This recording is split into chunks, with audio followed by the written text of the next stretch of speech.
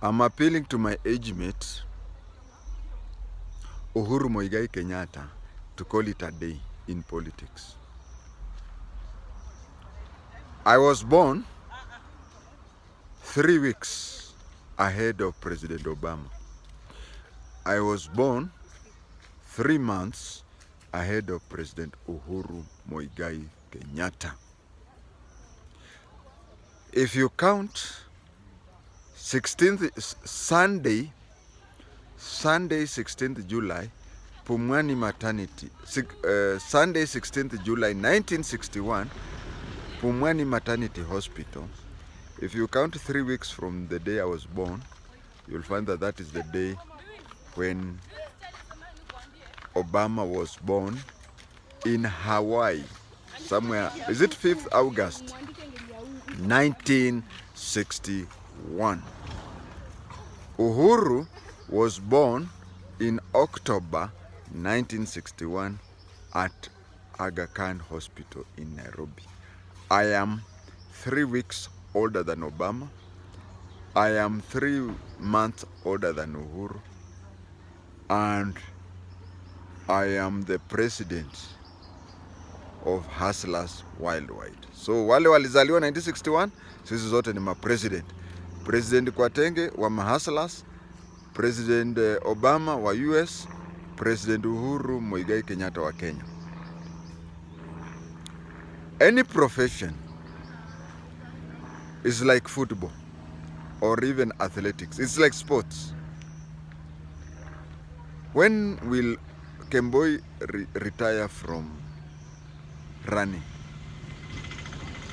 You know, if you keep on like Muhammad Ali, he was unbeaten, but he kept on until he was being beaten by people like Leon Spinks. If you stay there long, it is always good to know when to leave. It's a bit late, but what did Imbuga say in Between the City? Mulili, he said better late than never. If Uhuru retires from politics now, it is late. But it is better late than never. The best time for him to have retired was when he handed over the sword. Our elder brother has had so many deadlines come and go. But we thank God that AUC chairmanship has come, that our elder brother will honorably retire from politics. Honorably. Uhuru, I'm not seeing any, because I hear there is an opening for Secretary General of the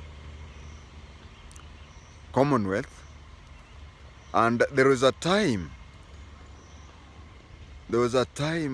when Francis Atwoli had said that it is dangerous for someone to retire as the president when he's still young. Maybe you are proving him wrong. Let us, you know, we have America and other countries where presidents retire and keep quiet. But you, and I'll come to you. In Kenya, Jomo never retired. So Jomo never handed over the sword. But of all people, I would say, you know, when people expect the least from you, even the smallest that you do is seen as great things. Even the smallest that you do is seen as a great thing. So we expected very little from Daniel Toroitich Arap Moi. We expected very little from Daniel Toroitich Arap Moi. So whatever he did was a big plus for him. But you can see, when he, first of all, he decided against all advice to go to Uhuru Park, and he handed over the sword. After he had handed over the sword, there was a lot of ministers have come out and said that they wanted to go for him. What did Kibaki say? Kibaki said by virtue of Moi having been the president, he should not be touched. Touch anybody else, but not the president. And you see, the way things were happening, a lot of bad things were happening for Moi or in his name.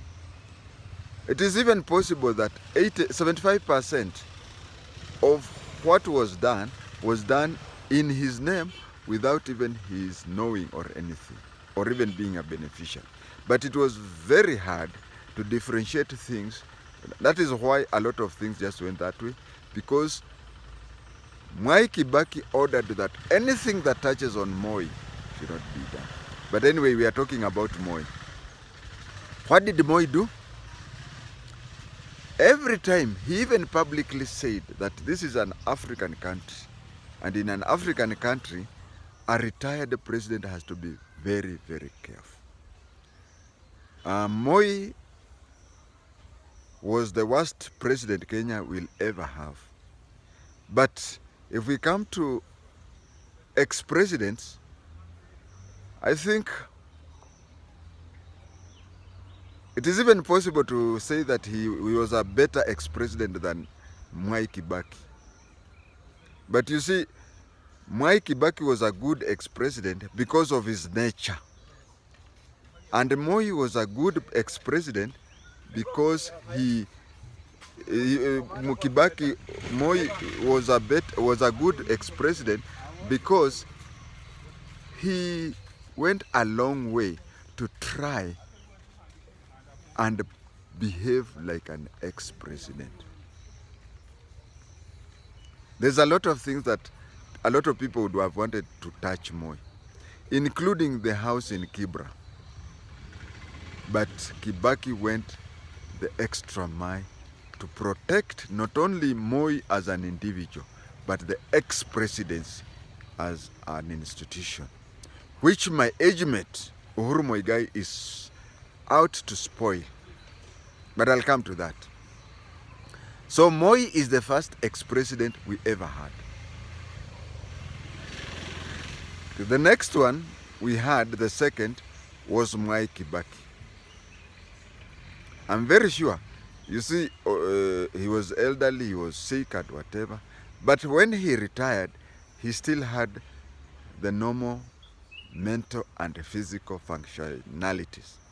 But if you visited him, for those who visited him, I'm very sure if you talked about State House, he would ask you to give him time to go to Google the name State House, or even go and check it in the encyclopedia, if not a dictionary. That is what we want from an ex-president. Then he retired. Then came Uhuru Muigai wa Kenyatta, my age mate. Uhuru Muigai wa Kenyatta, listen to me. Listen to your age mate.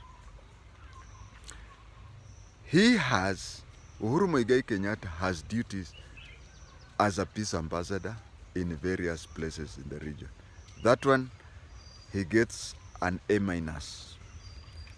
And if you are not careful, he gets an A+. That one is doing good. But when it comes to normal whatever. And you see, we have a saying in Luhya, Kuobri. Kuobri. Kuobri is a coward's blow. If you are seated looking in one side and a coward is behind you, he is supposed to give you a blow, ngumi, ya uoga. And it is usually one. It is usually one, and it should not miss its target. And when it gets its target, it should blow you to an extent that it gives you a blackout. Otherwise, if you hit that person just little, he'll come out, Big Daddy, he'll come out and kill you. So if your blow is not a quobbery, just don't. I have seen your utterances. I have seen they are not effective. They are meant to. I know whenever you try and fail, you send him, you push him, and when he's cooperating, you even urge him not to cooperate with the government. But this is about you.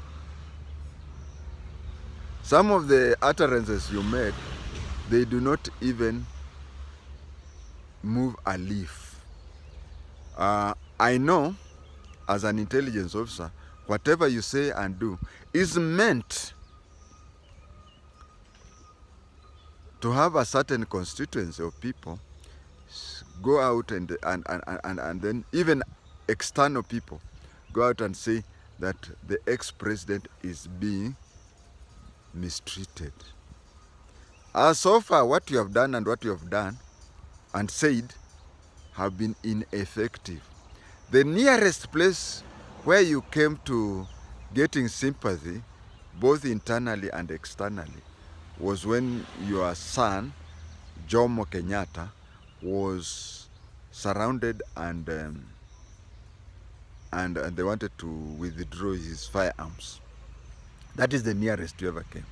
But some of these comments you make, you go to a public place, you say, oh, mi naangaliaga tu vitu namna hii, simutawale, acha kusema sijui nini.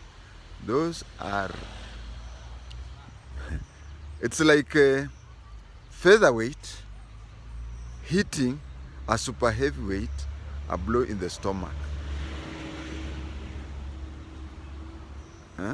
Hitting Yokozuna. You slap Yokozuna and he will look at you and tell you, are you trying to tickle me? That is what your things are doing. Please respect the presidency. Respect the president. You are sending a wrong message. You are sending a wrong message that Kenyans, okay, supposing, because when Ruto retires, he'll be slightly older than when you retired. Supposing also Ruto retires and he also starts acting the way you are acting, then Kenyans will start looking for presidents who are in their mid-50s. We want presidents who are young enough, who can do other great things after the office. Remember, there is the African Union, there is the Commonwealth, there is a lot of foundations you can do. Please stop it. This is a request from your age mate. In African society, there are things that your parents can tell you, there are things elders can tell you, and there are things that your age mates can tell you. We, the people of the 60s, are requesting you, those who were born from January 1st, 1960 to December 31st, 1969, we are requesting you to retire honorably and behave and become like an ex-president. If anybody, including the current government, touches you and you keep quiet, I can tell you, by retorting back, you are losing bonga points. But if you decide to ignore, I can tell you that the people, the reaction of the people, the way the people will react will be more effective than what you're doing. I tell you. Kada ito, to tigana na uhoro ucio. Gutire handu ugutwara. Bakoki, dakana na mahwa kenaka. Kusakure. I'll not talk the other 7 languages, but I've just talked in Kikuyu and Kiluya. We have told him, age mate, achana na hiyo maneno, hakuna pali takupeleka. Thank you.